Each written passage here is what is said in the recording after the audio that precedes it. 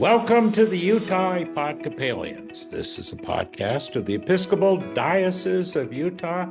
I'm Craig Wirth of the diocese, and in this podcast, as we do in all of our podcasts, we look at the unique church, the Episcopal Church in this unique place of Utah, and we meet some of the most fascinating people and discuss some topics, well, that you might have not thought about.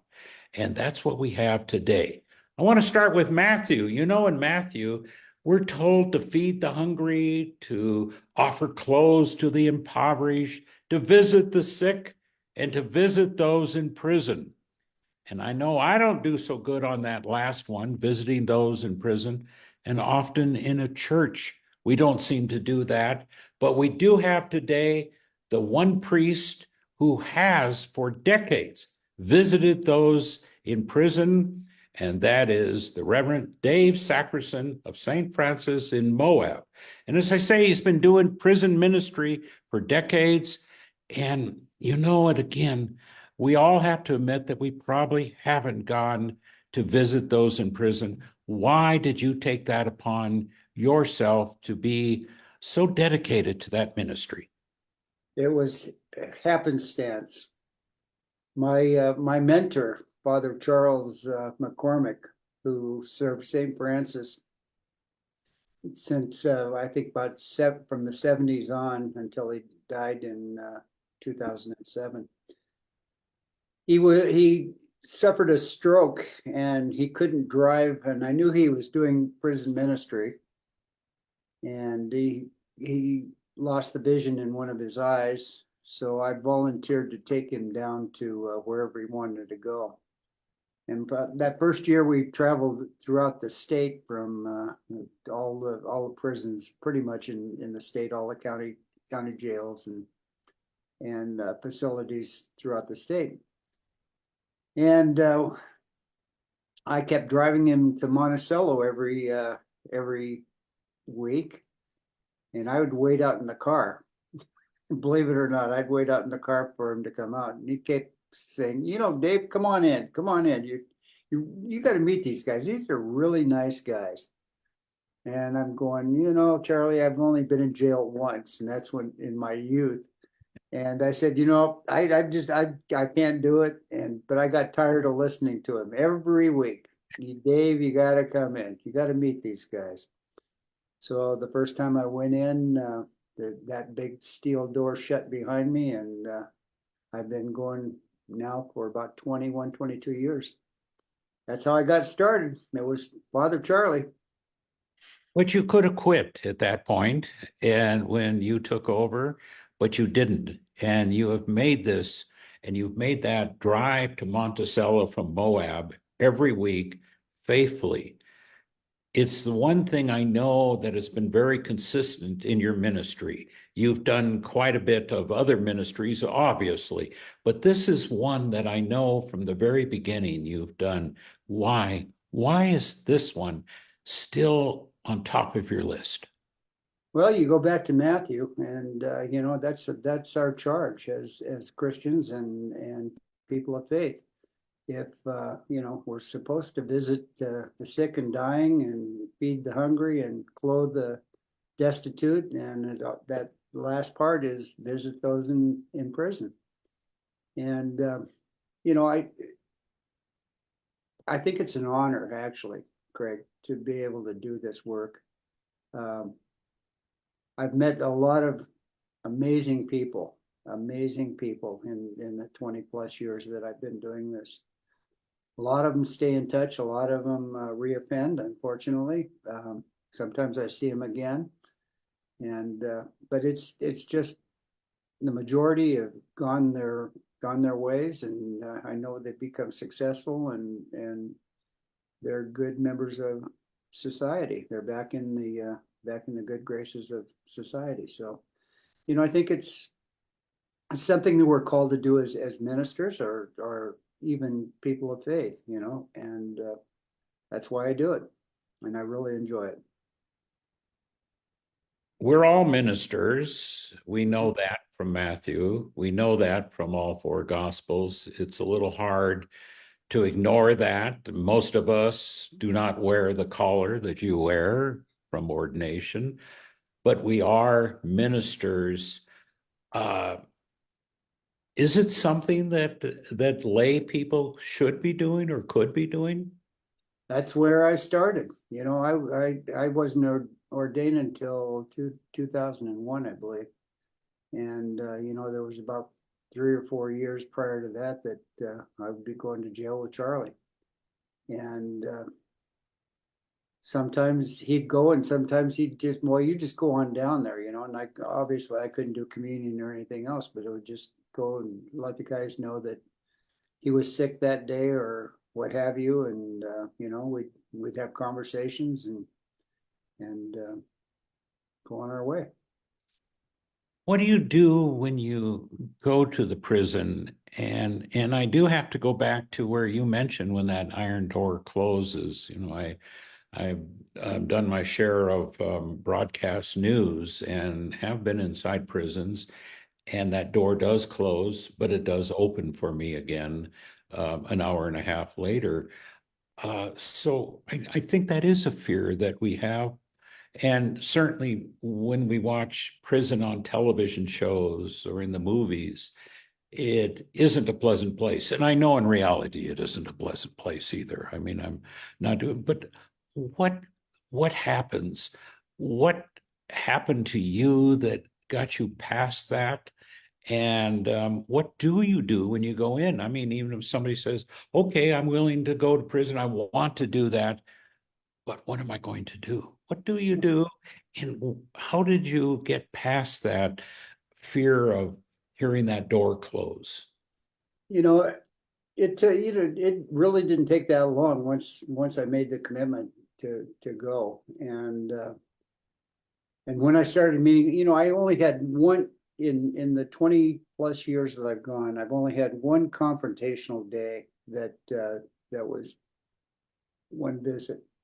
And that's the only time, I mean, we envision prison as a bunch of mean guys and, their gangs and this and that and what have you. Never experienced any of that. Never experienced any of that in all those years, except for that one time. And then the guards had to come in and remove the person that was causing the commotion. But it's actually a safe place. It's a pretty safe place, and the people that come want to come, and it's not it's not free time, but we do a church service. Basically, I do the service. We discuss the readings, what touches them, what they're doing in their lives, how are they getting along. I mean, it's more of a conversation than anything else. And I think they just appreciate seeing somebody from the outside. One thing that you do in addition to conversation that you've become well known for, and that is not only do you go in and spin yarns, you bring yarn. And tell me a little bit about that. It's an amazing ministry that you've done with that, and well, you got to explain it. Okay, well, that was circumstantial.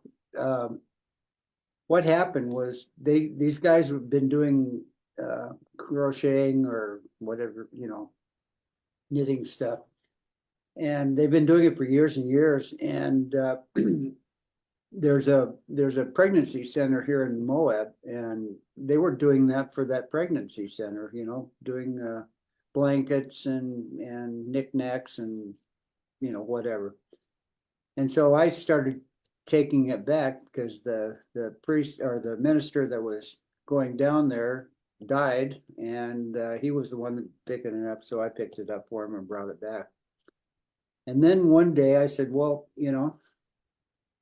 they started making stuff like this. Wow. Yeah. And stuff like this.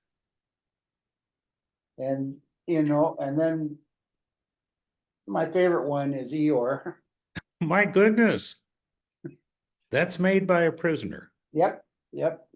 got the idea. Well, I mean, and then they had a surplus. I mean, the actual jail itself downstairs in the Sally room, they've got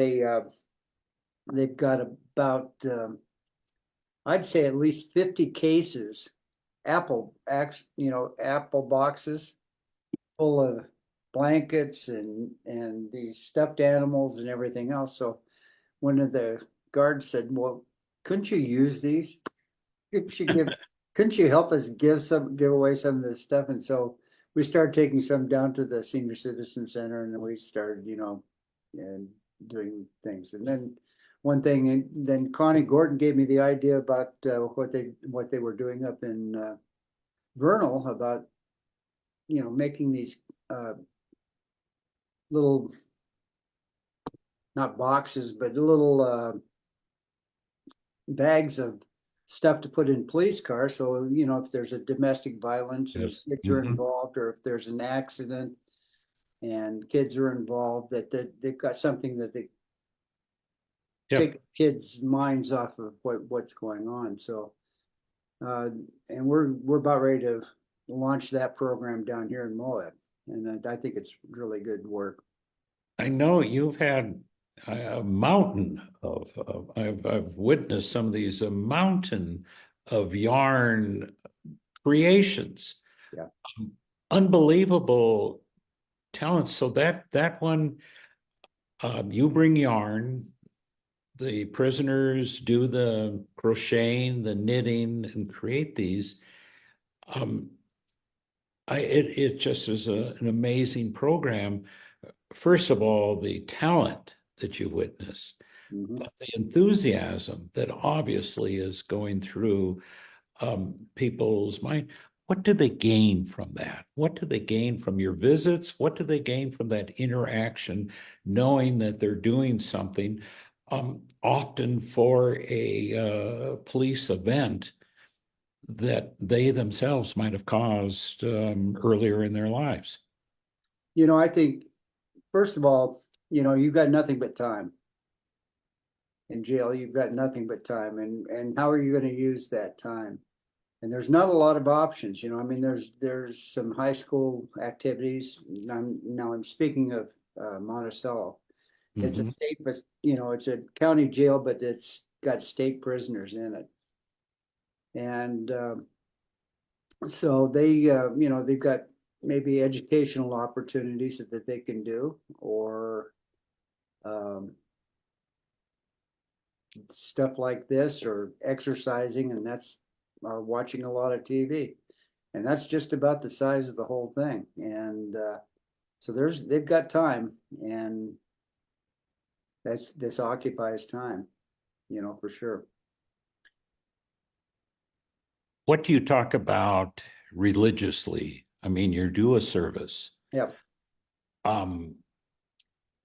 It's certainly a time when in religion, in our services, we have a confession, we have time that we recognize that we have not been on the path that the good Lord left for us. What do they talk to you about when you come to those parts and when you discuss one-on-one? Basically the service is just a regular service. We read all the readings, and I give a little brief homily, sort of. But then I ask them to chime in, I mean, and a lot of these guys are really, really devoted to their faith. And right now I'm getting about 18 guys coming out every day, or every Friday that I go down there. My numbers vary, depending on who's there. The jail there is a programmatic jail. So they have a program that they have to complete in order to fulfill their obligation. So once they fill that obligation, they either are getting out, or they're getting assigned to another facility where they can pick up a trade or something like that. So but we talk about events, and we talk about what that reading, did it touch you, or whatever, I mean, it's just kind of like church light. Mhm. And but it's good, it's really good. And that hour and a half that we're there, there's a lot of camaraderie. And this 2 weeks ago, 3 weeks ago, I baptized 5 guys. So I mean, people are coming to faith. And you'd be surprised. You'd be really surprised how knowledgeable these guys are. A lot of them read Bible. They're reading the Bible religiously, you know, uh, and they're well versed, and they're contributors. And I think it's just, they give me ideas, and they actually, I get more out of it, I think, than I give, to be quite honest with you. I mean, it's a good experience. It really is a good experience, and I wouldn't trade it in for anything. You say you get more out of it than they do, and knowing you, I can see that because it's something you talk about, and it's something that I know has touched your heart. Other than ideas, what do you get out of it? You just mentioned ideas, but what is it that you get when you drive from Monticello back to Moab? And we know that that's a fairly long drive. When It's you're an hour. driving back, yeah, what are you thinking about? What do you find that you've gotten out of it? Boy, that's a darn good question. Um, I obviously, if I pick up on something, I mean, maybe in the course of the conversation, well, I'd never thought about that. If we were talking about scripture, well, gee, that's a great point. How can I use that to benefit my congregation? And so I get a little tidbits now and then. Sometimes I'm pretty sad coming back because it wasn't, somebody got out or reoffended or got locked down or something like that, or disciplined. But to be honest with you, here's where the rubber meets the road. Last week, I got a call from a guy that had been in San Juan, and he got out, I think, about 15 years ago. He's a truck driver, and I hadn't heard from him in years. He used to stay in touch, and he'd be traveling through Moab. Maybe he'd stop by and whatever.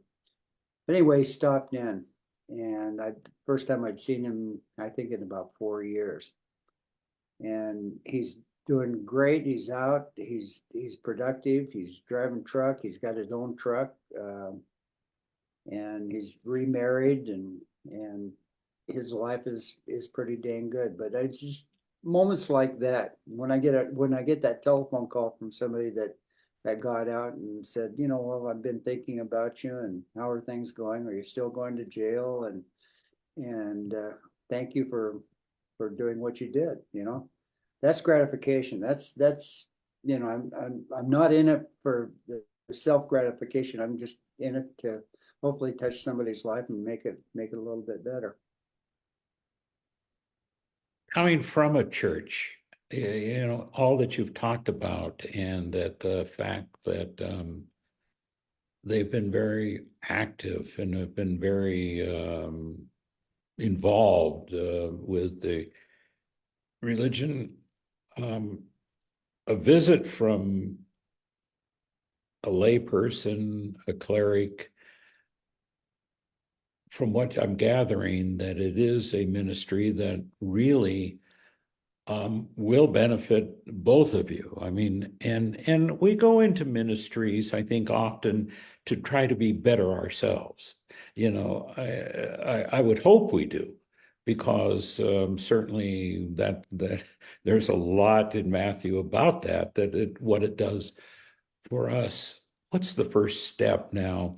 If somebody's listening to this and they say, Father Dave, I want to try it. What's the first step? What's your first bit of advice? First step is you've got to go you've got to go to the facility that you want to visit, and they'll do a background check on you.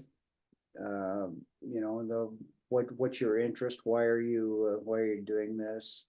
Do you know anybody in here? I mean, they do a pretty thorough evaluation, and but that's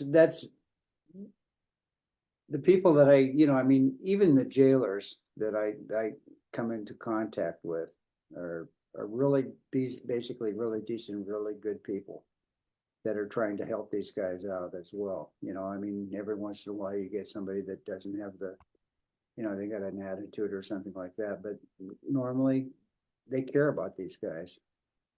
And I mean, it's a difficult process. I mean, I'm thankful I had somebody to take me, and guide me on how to do this. And but if you want to do it, you got to lay the groundwork first. Meet with the jail staff, and then every week I go down there. I have to open up the briefcase. They look through my briefcase or the communion case, and what are you bringing in, or if I'm bringing yarn, I have to leave it, and they have to go through it, and and then that's just part of the thing. But I would encourage anybody, if you want to go layperson or a priest or whatever.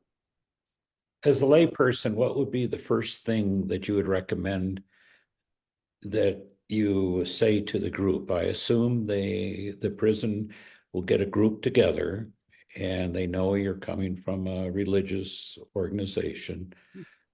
And now you walk in and here are 15 men, or perhaps there's a program for some of the women too, and whatever.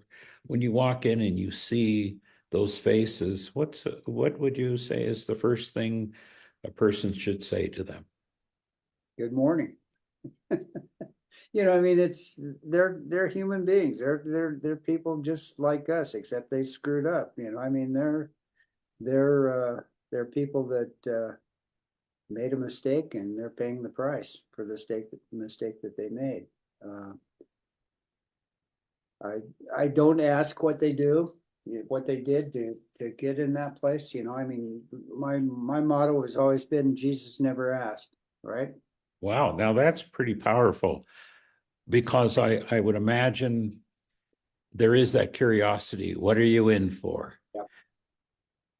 It doesn't matter. It does not matter. This is my opinion. But like I say, I'm trying to model myself. I mean, Christ met a lot of people. He didn't ask them, well, what's your job, or what'd you do? Why are you here? Or I mean, he ministered to whoever came. And and I think that's a good motto. You just don't, who cares? It doesn't matter.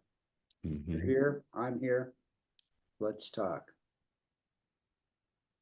Do you ever have disappointments in this ministry? I guess in all ministries we do. Those that try for anybody, they have disappointments. How do you get over those disappointments? I've had one huge disappointment, and excuse me if I get a little emotional about this, because this was a hard one. And when I started going with Charles, and he kept saying, well, come on in, meet these guys, come on in, there's a bunch of nice guys, and got in there, and I think it was about 6 months, maybe a year, and this fellow came out, and he started coming to church, and he really faithfully came, and he embraced it, and just had a good attitude, and really wanted to learn, and really wanted to be a participant. Anyway, he got ready to go to the board. He'd been denied board visits for several years. I think he'd been down about 6 years, 5 or 6 years. And he went to the board, and when he got back, he didn't come out. First, and I said, well, what happened to Joe or John or whatever? Where is he? Well, he just got back from the board and he didn't want to come out. But we kept coming back, and finally he came out, and he said, I said, well, how'd it go, you know? Usually they come back, well, I got a date and I'm going to be out such and such time, or, you know, or I've got a rehearing. He came out and he says, well, it didn't go too well. And I said, really? And I said, what, you know, I said, what was the outcome? He said, well, I'm going to be transferred to Gunnison. And I said, really? And he said, yeah. And I said, well, what, for how long are you going to be down? He says, they gave me life. Oh my. And he left, and I got one letter from him about a month, 2 months after that. And he thanked me. He said, I don't know what else to say. He says, he says, I'll probably never see you again. And, you know, I'm here and this is where I'm going to be. So I got life imprisonment. And since then, I've met some guys that had come from Gunnison to do this program. And I asked him, well, did you ever meet Joe? And oh yeah, he's a great guy, you know, and I said, well, how's he doing? He said, well, you know, he's doing life. So, you know, how are you, you know, how are you going to do that, you know? And I've got to get over there. I want to go over there, and I really want to see this guy again. And but that was a heartbreak. That one just tore me up, and it was just really, really sad. But a good man, and I think he's doing okay. From what I understand, he's doing all right. But his crime was. Yeah. Wow. You know, you just bring up, what do you tell somebody like that? The jail is their life. I mean, you know, I look at other priests and even what you do elsewhere when you go to a hospital. Mm-hmm. People want that encouragement that you will be getting out of that hospital. Yeah. Sometimes they're not. No. And same thing in jail. I'm sure that people are looking for hope. They want to get they want to be that person that gets out, you know, and you're giving them that hope of when they do. But there are those that won't be getting out. What do you say to them? I can't imagine as a priest what you could say to somebody like Joe. Yeah. If you went to Gunnison, what would you tell him? That I love him, and I think about him, and you know, and hopefully we can have some correspondence, and you know, and if there's something I can do for him, I'd be more than happy to do it. But you know, it was just a sad. That was the hardest thing and I live with that every day.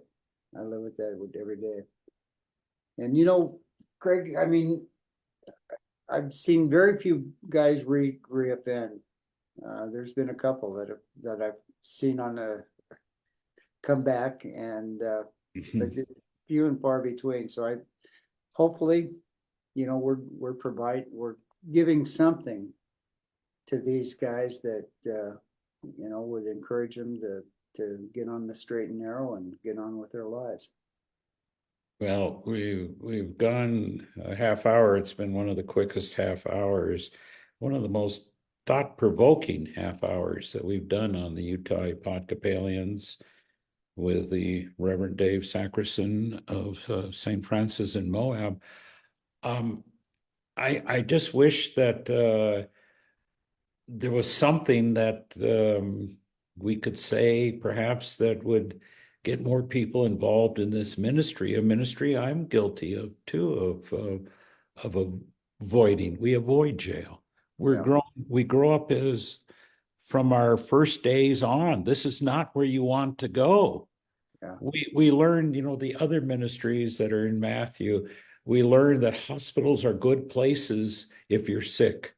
We learn that don't fear them, don't fear the doctor, don't fear the hospital, that it's okay to ask for help if you're need some food. Our food banks and your food bank, very compassionate, very good. But when it comes to jail, we're taught from very early age, never walk by even that forbidding building that's somewhere in your town.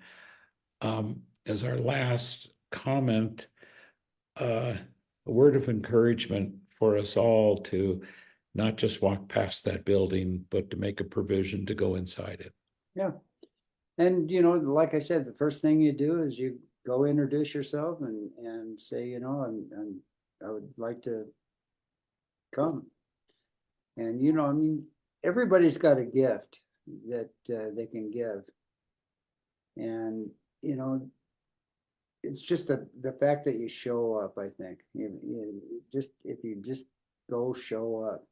And I would encourage anybody that wanted to do it, go ahead and do it. And I'd start at county jail. You don't want to go to the new the new prison. They call that the mosquito prison. Oh, I know that yeah, that's another story. That would be a whole podcast itself about the greatest mosquito and other bugs. How's that working out, right? But but your local city, county jail, they all take visitors, and you could be the one that makes a difference. Yeah.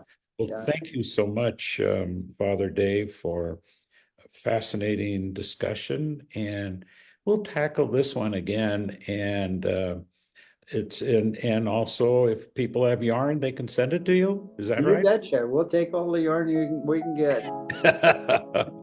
With that, we say goodbye on this edition of the Utah Epodcopalians. I'm Craig Wirth of the Diocese of Utah. Thanks a lot for listening.